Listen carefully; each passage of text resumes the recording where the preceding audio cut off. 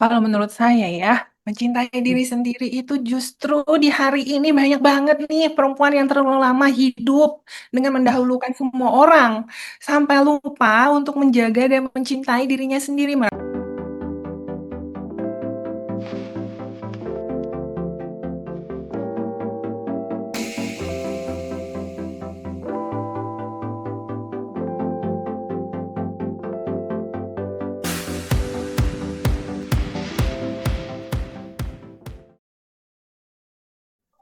Oke, halo Sobat Deta Pustaka. Tentunya di podcast Kataloka ya teman-teman. Selamat datang di episode spesial nih, ruang berbagi cerita, gagasan, dan inspirasi dari para penulis hebat Indonesia. Nah, di episode kali ini teman-teman, kita akan membahas tema yang begitu dekat dengan kehidupan banyak orang, yaitu perempuan dan kata-kata yang menyembuhkan. Nah, bersama dengan seorang penulis, yaitu penulis dari Deta Pustaka tentunya, Kak Arum, kita akan mengobrol santai tentang bagaimana perempuan seringkali menemukan kekuatan lewat tulisan, bagaimana luka bisa diubah menjadi makna, dan bagaimana kata-kata ternyata mampu menjadi ruang pulang sekaligus ruang pemulihan. Tentunya di sini Kak Arum ditemani dengan host kesayangan teman-teman semua ya, yaitu saya sendiri Ayunosa.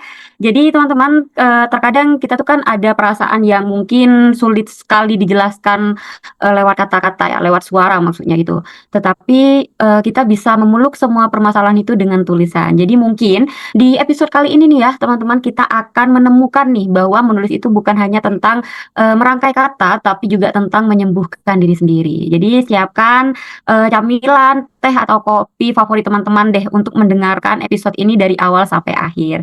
Dan mari kita mulai perbincangan hangat di episode kali ini. Kita sapa dulu nih narasumber yang akan menemani Nosta di episode kali ini. Halo Kak Arum. Halo Kak Nosa. Oke, gimana nih Kak Ya, kabarnya hari ini? Alhamdulillah ya kita bersyukur kepada Tuhan Yang Maha Esa, Allah Subhanahu Wa Taala. Kabar saya baik sekali dan tentu saja semakin baik karena hari ini saya bisa berjumpa dengan Kak Nosa ya lewat podcast ini. Oke, jadi kemarin itu saya sudah terima kiriman paket buku saya yang terbitin sama Duta Pustaka. Tentu aja rasanya semakin bahagia, rasanya senang sekali. Pada akhirnya perjalanan saya menulis buku tersebut kurang lebih 1 tahun ya, 1 tahun mungkin 1 tahun 2 bulan.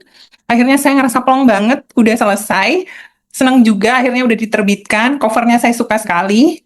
Ya, nggak ada alasan untuk nggak senang sih rasanya ya. Maksudnya suasana hati kita pasti akan jauh lebih baik karena kita sudah sedikit demi sedikit pelan-pelan gitu kan berproses terus untuk bertumbuh.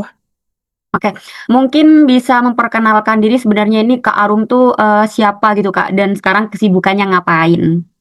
Oke, nama saya Arum Weni Yakti Lestari ya, itu nama panjangnya. Saya pakai nama pena Arum Abigail karena anak saya namanya Abigail. Jadi saya ingin sekaligus menterakan nama dia sebagai rasa cinta saya terhadap dia itu jadi Arum Abigail. Saat ini saya mungkin sibuknya ya sebagai ibu rumah tangga. Saya sangat menikmati menjadi seorang ibu dari satu anak perempuan tunggal saya yang saat ini usianya sudah 15 tahun ya. Menjadi ibu seorang anak remaja aja itu sudah bikin saya sibuk luar biasa. Kemudian saya sedang sibuk juga memberikan les bahasa Korea karena kebetulan saya juga lulusan bahasa Korea dari Universitas Gadjah Mada. Setelah menikah, saya lebih sibuk untuk bekerja dari rumah. Sebelumnya saya juga seorang awak kabin. Saya sempat menjadi seorang pramugari juga. Terus kemudian karena menikah, saya berhenti, saya memilih menjadi ibu rumah tangga pada akhirnya gitu. Tapi di sela-sela itu saya juga biasanya berdagang, berjualan, kemudian sibuk mengurus usaha di rumah terutama. Dan menulis itu sebenarnya hobi saya sudah dari sejak kuliah, dari sejak sekolah, SMA, kuliah. Saya senang menulis walaupun hanya mencoret-coret kata-kata saja dan itu sebagai refleksi diri saya sih, Mbak. Sampai Oh, keterusan, sampai di tahun 2022 saya menemukan satu tempat pelatihan menulis, saya ikut di sana karena kebetulan saya sudah mulai kayak kagok ya, lupa-lupa nulis yang baik itu bagaimana gitu kan. benar-benar. Refleksikan dalam tulisan juga harus ada urutannya biar nice gitu kan, manis. Ya akhirnya saya merasa berkat support-support sistem seperti itu saya bisa menulis buku sampai hari ini. Oke, mantap sekali ya Kak Arum ya perjalanannya. Nah, dari perjalanan-perjalanan yang sudah pernah dilewati oleh Kak Arum nih ya, udah pernah bekerja di ini, terus memulai usaha ini, terus banyak hal-hal yang dicoba, terutama juga mencoba untuk mengabadikan diri menjadi seorang penulis ya Kak Arum. Nah, sesuai dengan tema kita nih ya, yang kita angkat sekarang yaitu perempuan dan kata-kata yang menyembuhkan. Kak Arum sendiri pernah gak sih Kak kayak merasa harus menjadi orang lain gitu supaya diterima? Ini kan banyak ya, terutama saya sebagai Gen Z, terus mungkin teman-teman pendengar podcast juga banyak yang Gen Z. Jadi kita tuh terkadang harus menjadi orang lain gitu untuk bisa diterima. Nah, Kak Arum sendiri gimana Kak? Pernah, dan menurut saya nggak sendiri ya untuk harus menjadi orang lain agar saya diterima itu. Saya rasa itu sehari-hari pasti kita akan menemukan itu, dan mungkin banyak perempuan di luar sana pernah atau masih berada di titik itu sampai hari ini, sampai detik ini gitu kan. Bahkan anak saya yang remaja ini juga biasanya curhat, saya kok harus jadi orang lain ya mami, ini seperti bukan saya. Jadi dari situ saya mulai berpikir bahwa sejak kecil kita tuh tumbuh dengan perasaan bahwa menjadi diri sendiri itu belum tentu cukup untuk kita dicintai bahkan diterima oleh keluarga kita sendiri kan. Apalagi oleh lingkungan sosial kita yang begitu besar dari kita kecil, mulai dari sekolah, kuliah, kerja gitu. Jadi kadang hal itu membuat kita jadi belajar menyesuaikan diri, belajar jadi anak yang tidak merepotkan, anak perempuan yang mudah dimengerti, anak perempuan yang harus bisa memahami kondisi keluarganya, harus bisa menahan suaranya, sampai pada menjadi pasangan yang harus selalu mengalah dan memahami situasi pasangannya. Bener ya? Lama-lama tuh kita jadi sibuk menjadi versi yang nyaman untuk orang lain. Sampai kita tuh lupa bertanya, apakah saya sendiri nih, kita sendiri hidup sebagai diri kita yang seutuhnya. Iya kan? Dan yang paling melelahkan itu adalah ketika kita akhirnya diterima, tapi bukan versi kita yang sebenarnya. Nah, begitu kita mencoba masuk nih dengan versi kita yang seutuhnya, bagian dari diri kita yang ingin keluar ke permukaan, seolah-olah ditekan. Ada keadaan, kondisi, lingkungan sosial yang menekan hal tersebut. Ya, nah, dan itulah, seperti itulah. Iya.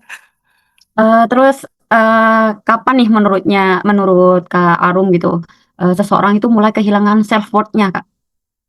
Mulai kehilangan self-worth-nya itu ya. Ya, saat ia mulai percaya nih bahwa nilai dirinya itu ditentukan banget sama bagaimana orang lain memperlakukan dia. Jadi kalau saya nggak gini, saya pasti nggak akan diperlakukan baik. Kalau saya nggak gitu, saya pasti hanya akan diabaikan, tidak diperdulikan, tidak dianggap, mulai insecure kan. Tapi ada hal yang lebih parah itu saat kita, saya, Anda, kita semua sebagai perempuan terutama mulai ragu dengan nilai diri kita sendiri dan mempertanyakan keberadaan kita di dunia ini untuk apa, untuk siapa, sebagai apa. Padahal sebagai perempuan ya di dalam sebuah keluarga aja kita sudah punya nilai yang sangat luar biasa sebagai anak yang mendengarkan orang tua kita, memberi perhatian bagi kedua orang tua kita, ya kan, saudara kita. Sebagai ibu aja kita udah luar biasa sekali kan.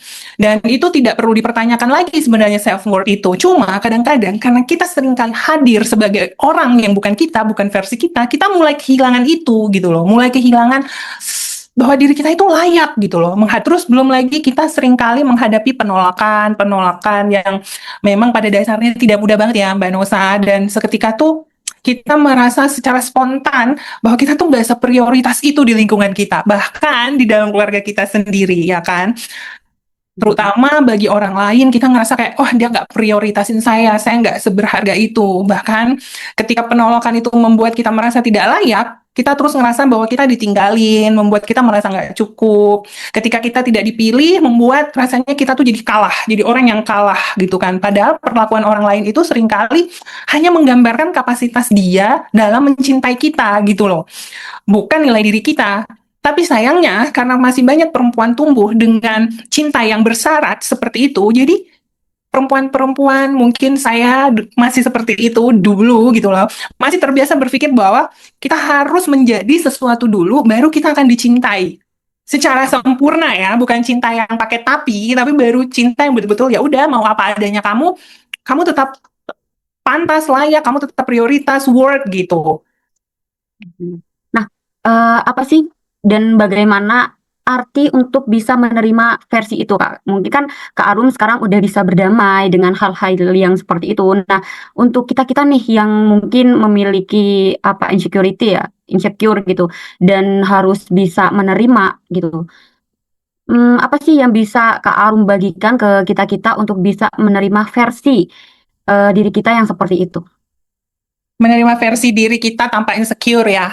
Menerima Betul. diri itu kan artinya kita berhenti untuk terus-menerus perang nih dengan diri kita sendiri. Berhentilah menghukum diri kamu sendiri karena tidak sempurna. Oh, come on, please stop do that. Saya mungkin, ya oke, ngomong tuh gampang ya Mbak Nusa. Saya baru berhenti melakukan itu di 2024 akhir. Sih, Ah, itu masih baru 2 tahun yang lalu. Dan di 2025 itu saya berhenti untuk menghakimi diri saya sekeras itu bahwa saya harus menjadi seperti orang lain supaya pantas dicintai. Kemudian saya berhenti hanya melihat kekurangan dan kelemahan diri saya sendiri, tapi lebih kepada fokus untuk memperbaikinya agar kita tuh terus berkembang. Dan kalau saya ya, tidak ada yang tidak mungkin di dunia ini kan.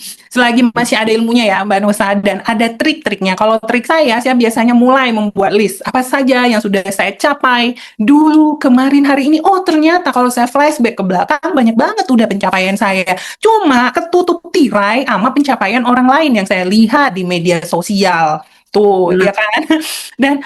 Dan buat list goals kamu nih apa lagi yang pengen kamu raih. Terus fokus belajar, mengembangkan diri pada apa yang kamu sukai. Lihat ke siapapun yang menurut kita tuh berhak atas versi terbaik kita. Kalau saya, anak perempuan saya tuh dia the number one who deserve the best of me. Dia yang paling banget deserve semua yang terbaik yang saya punya, gitu kan. Karena gini, kalau kita keras dengan diri kita sendiri, tetap akan ada dampaknya bagi orang-orang yang menyayangi kita. Dan please lah, mulai belajar memperlakukan diri sendiri dengan lembut. Karena kadang perempuan itu bisa sangat baik ke semua orang. Bisa sangat soft banget ke semua orang. Tapi dengan dirinya sendiri, dia tuh keras banget. Iya nggak? Seperti itu.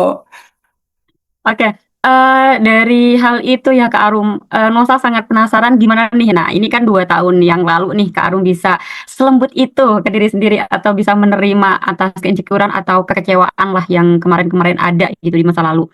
Apa sih Iya. self healing yang paling membantu Kak Arum nih? Berdamai dengan insecure ya. Mhm, Self-healing saya itu ya. mmm, Menurut saya sih insecurity yang saya alami itu tidak hilang sepenuhnya. Tidak akan hilang itu sepenuhnya. Tetapi ia tetap ada, hanya bentuknya berubah. Dan saya belajar untuk tidak membenci diri saya sendiri karena insecure itu. Ya, terus saya berdamainya itu bukan berarti tiba-tiba percaya diri setiap saat, terus berdamai itu kalau menurut saya ketika kita masih punya ketakutan nih Mbak Nosa, tapi tidak lagi menjadikan ketakutan itu alasan untuk merasa tidak berharga. Dan menurut saya proses itu sangat pelan ya buat masing-masing individu, terutama untuk perempuan, terutama ibu. Bagi saya di umur segini, proses untuk menerima rasa insecure itu, berdamai dengan self-worth, insecure, dan semua yang saya hadapi kemarin itu prosesnya pelan dan panjang ya. Dan ada hari-hari ketika saya merasa baik-baik aja, lalu besoknya runtuh lagi.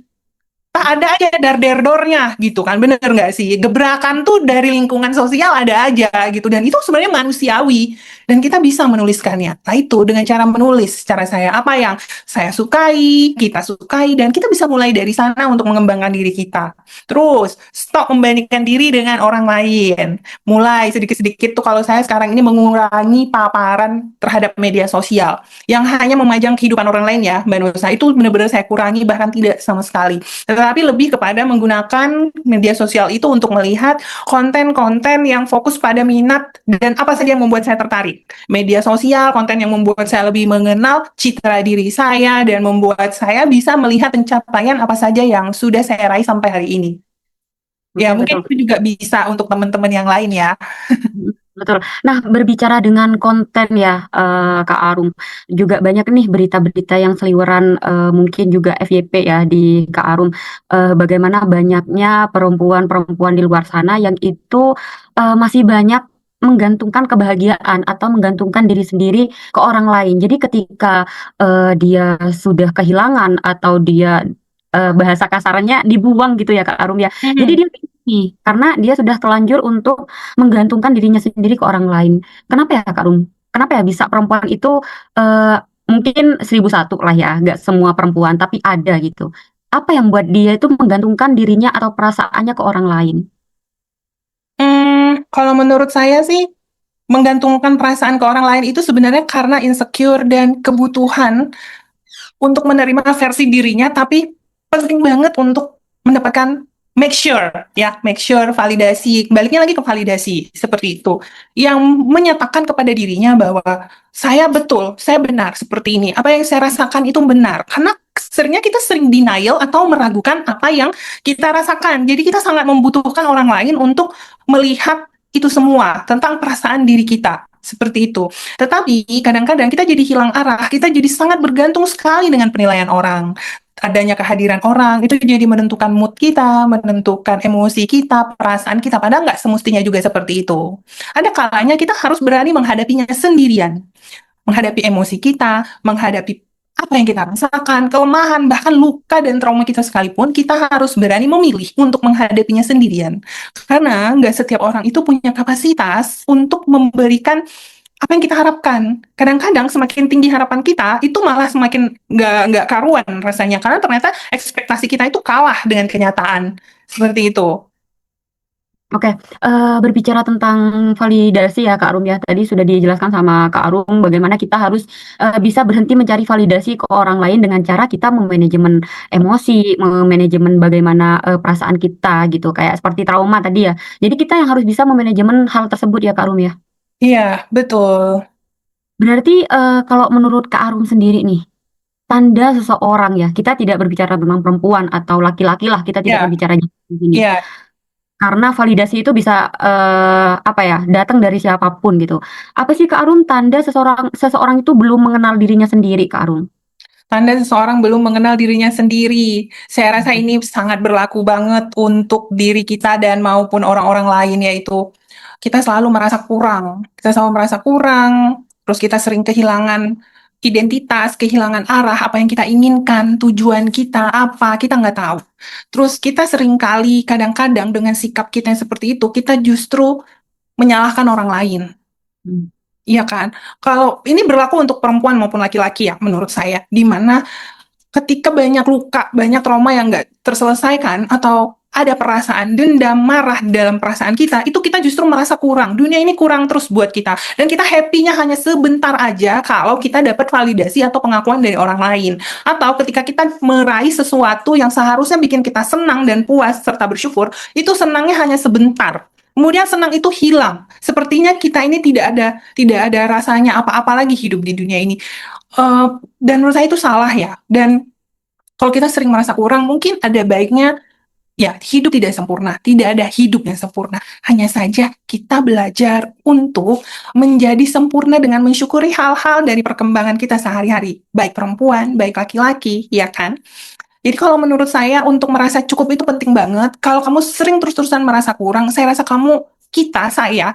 kita perlu bantuan. Karena kita nggak mungkin akan terus-menerus hidup di dalam situ terus, di dalam situ aja. Oh, come on ya, kita punya keluarga, kita punya pasangan, kita punya anak. Dia berhak untuk versi kita yang lebih indah, lebih bahagia gitu. Memang tidak ada hidup yang sempurna, tetapi kurang itu tadi sebenarnya hanya toksik yang ada di otak kita. Itu yang saya alami. Jadi belajarnya panjang banget ya. Dari 2025 itu, 2025 awal, terutama saat Ramadan kemarin, saya belajar untuk merasa tidak selalu kurang. Saya ketinggalan, saya jauh di belakang. Teman-teman saya udah jadi A, B, C, D di usia saya saat ini 41 tahun. Teman-teman saya udah jadi yang di atas-atas itu kan. Kok gue cuman ini aja? Kok saya cuman sampai di sini aja? Oh, itu meracuni banget. Dan ternyata merasa kurang itu jelek sekali ya, dampaknya kemana-mana. Saya jadi mudah marah, moody, mudah gloomy, mood swing, dan lain sebagainya. Dan itu nggak ada untung-untungnya banget, nggak ada baik-baiknya banget. Jadi saya segera punya kesadaran untuk membereskan apapun caranya gitu, dengan cara pendekatan terhadap Tuhan, kepada Allah Subhanahu wa taala, kepada profesional. Oke, kita juga perlu bantuan. Kita harus sadar, tetap aware. Nah, di sini pentingnya yang kadang orang lupa. Dia lupa ada sesuatu yang menyakiti. Bukan lupa ya, maksudnya dia sadar ada yang menyakiti dirinya, tapi dia tidak tahu kemana harus meminta bantuan. Kenapa begitu? Karena stigma lagi, bolak-baliknya stigma lagi. Oh, kalau konseling tuh artinya you ada masalah. Kalau konseling tuh berarti you tuh something wrong, berarti gangguan sakit jiwa, gangguan mental. Padahal nggak kayak gitu. Kita ingin kembali pada patternnya, polanya. Kita butuh kompas, mercusuarnya saat kita tersesat agar kita menjadi versi yang lebih baik dan kita menjadi orang yang bersyukur dengan fokus pada tujuan kita apa. Baru di situ kita bisa menjadi versi yang berbeda yang lebih baik. Betul sekali. Nah, ini ada titipan pertanyaan nih Kak Arum, dan kebetulan yang juga Gen Z ya. Oke. Menanyakan kayak gini. Kadang kan kita selalu memberikan kebahagiaan atau membuat orang lain senang gitu. Dan kita lupa akan kebahagiaan kita, terus perasaan-perasaan kita kayak gitu. Seperti yang sudah Kak Arum jelaskan tadi ya di awal episode gitu ya. Nah, apakah Kak Arum, apakah mencintai diri sendiri itu bentuk dalam keegoisan gitu?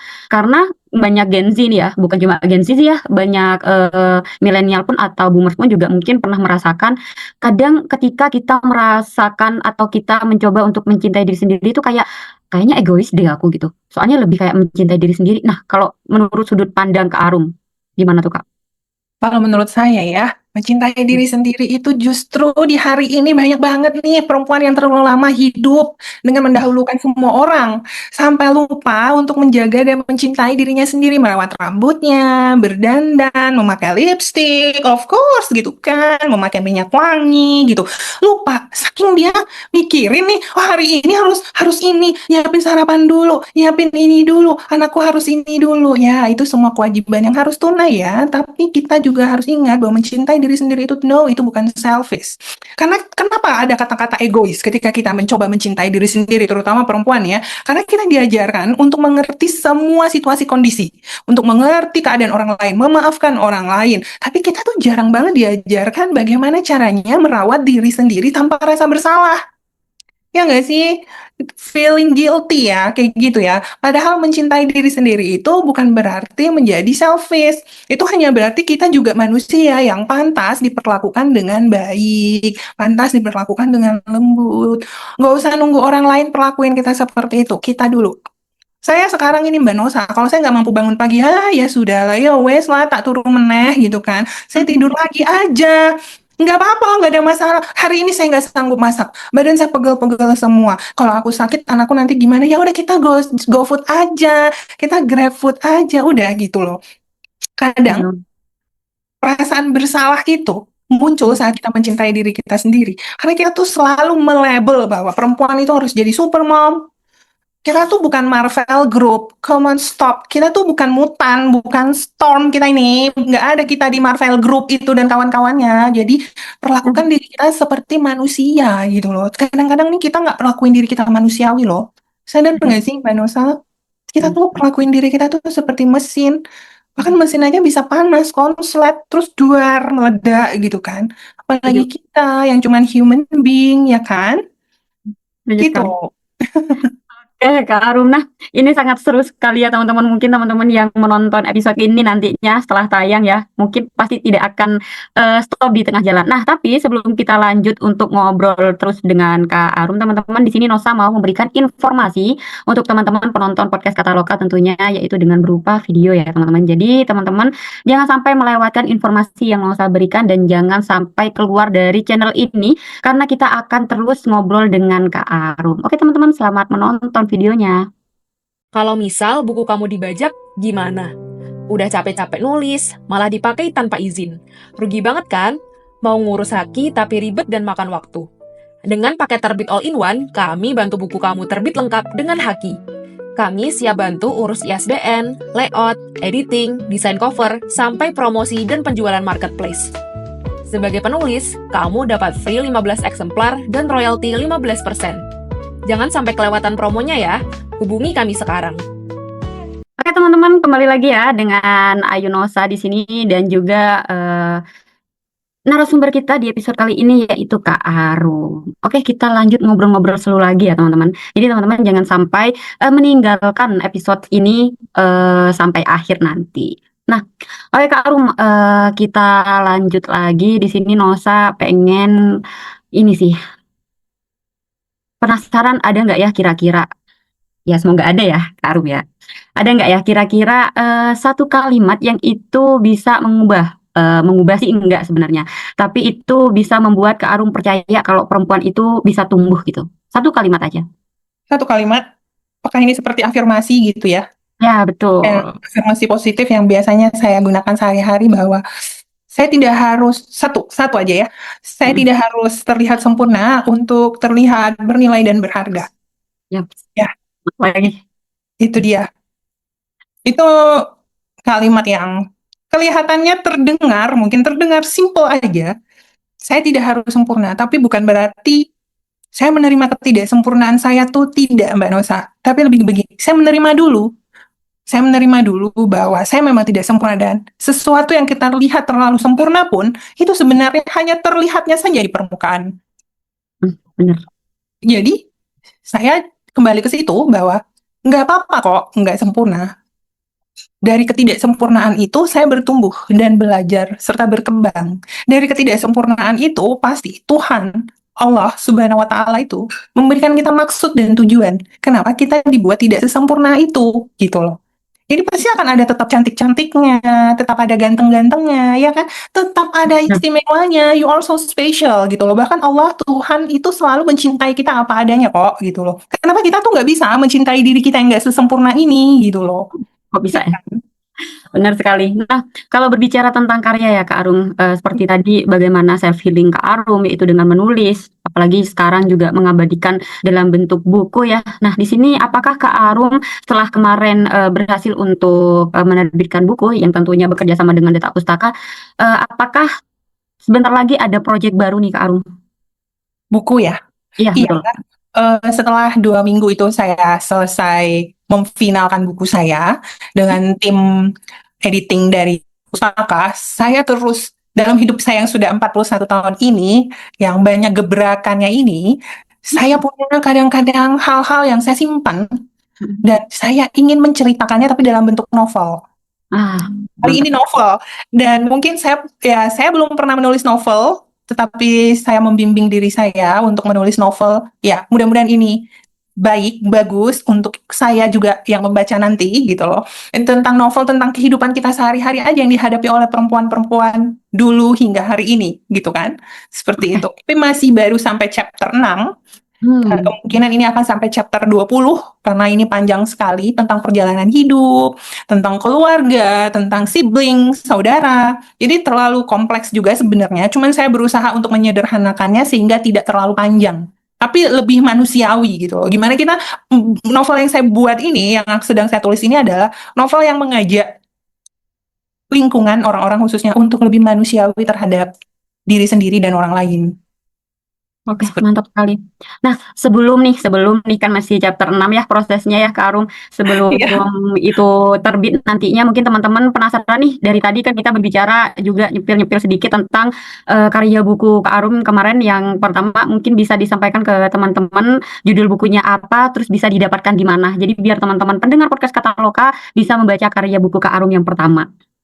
Ya, buku pertama saya ini alhamdulillah berkat bantuan dari tim Detak Pustaka. Yang jelas saya senang dan bangga sekali ya karena hasil hasil penerbitan, hasil bukunya itu benar-benar bikin saya bahagia. Judulnya Memeluk Trauma Hingga Tenang. Buku ini spesial banget saya tulis untuk anak saya, sejujurnya Abigail ya.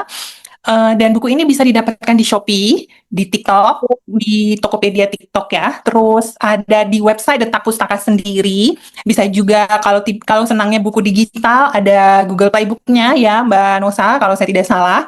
Linknya mungkin bisa langsung ke tim, bisa dari saya sendiri, biasanya saya langsung kasih link-link yang sudah dibagikan kemarin oleh tim marketing dari Detak Pustaka. Seperti itu. Oke, jadi teman-teman yang penasaran banget sama buku dari Kak Arum yang pertama ini, nanti Nosa akan berbaik hati nih. Nah, nanti linknya di deskripsi ya teman-teman. Jadi teman-teman tinggal ngeklik aja, terus payment dan baca bagaimana karya dari Kak Arum ini. Sebelum nanti teman-teman membaca untuk karya berikutnya seperti itu. Nah, mungkin Kak Arum ada nih yang ingin disampaikan untuk teman-teman pendengar podcast Kataloka tentunya Kak Arum. Oke, saya ingin mengatakan sesuatu. Kalau hari ini hidup kita, hidup saya, hidup kita semua ini terasa terlalu berat, semoga kamu tetap selalu ingat bahwa keberadaan kamu di dunia ini tidak pernah sia-sia. Kamu ada karena dunia ini selalu membutuhkan kamu, baik kamu sebagai perempuan, sebagai laki-laki, yang em, yang tidak bisa menyentuh dengan secara langsung, gitu kan. Kamu ada karena dunia ini selalu membutuhkan kamu, yang bisa menyentuh dunia ini dengan kelembutan kamu, keibuan kamu, kebapaan kamu, kemurnian dan rasa cinta kamu, dan kamu selalu bisa memilih. Ingat ya, kamu selalu bisa memilih untuk apa dan siapa kamu hadir di dunia yang hanya sebentar ini, oke? Dan ingatlah, kamu adalah manusia yang dicintai oleh Tuhanmu, karena itulah maka kamu selalu pantas dicintai oleh manusia di bumi ini. Bahkan dengan cara yang paling sunyi sekalipun. Apa itu? Contohnya dengan doa-doa yang dipanjatkan oleh orang-orang yang menyayangi kita. Bahwa kamu selalu layak untuk rasa cinta itu. Bahkan di hari-hari ketika kamu sulit untuk mencintai diri kamu sendiri, saya berharap setelah semua luka yang pernah kita semua lewati, setelah semua badai yang kamu harap-harapkan segera usai dan berhenti itu dan pergi, hati saya, kita semua tetap menemukan alasan untuk pulang pada diri kita sendiri. Deep sekali ya. Aduh, Kak Arum, ini kita take-nya sore-sore ya teman-teman, jadi tahu kan shadow-nya seperti apa. Ya itu teman-teman, dan mungkin teman-teman juga kayak pengen lah mengikuti jejak Kak Arum kayak gitu. Mungkin yang kalian tidak bisa menyuarakan perasaan, terus pengen nulis dan juga bisa berbagi kebahagiaan lewat tulisan-tulisan, mungkin teman-teman bisa konsultasi ya dengan tim Detak Pustaka, nanti linknya juga ada di deskripsi seperti itu. Nah itulah ya teman-teman, Nosa sebenarnya minta satu kalimat, tapi Kak Arum memberikan banyak kalimat yang emang benar-benar itu bisa membuka ruangan ya di sini. Jadi sebuah penerimaan ya teman-teman. Jadi tidak terasa ya kita sudah sampai di penghujung episode yang kali ini temanya tentang perempuan dan kata-kata yang menyembuhkan. Jadi terima kasih banyak untuk Kak Arum ya tentunya sudah mau berbagi kepada kita, kepada tim Detak Pustaka, kepada pendengar setia podcast Kataloka juga tentunya. Pengalaman dan sudut pandang yang begitu hangat dan bermakna ya menurut Rosa ya.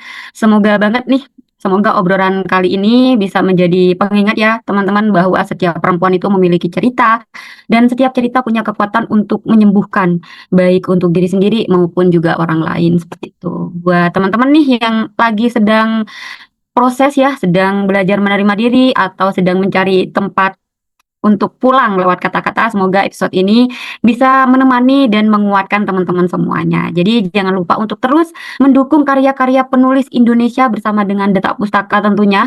Juga sampai bertemu di episode podcast Kataloka berikutnya dengan cerita dan inspirasi lainnya. Saya Ayu Nosa pamit undur diri, teman-teman tetap berkarya, tetap bersuara, dan jangan pernah takut menuliskan isi hati teman-teman semuanya.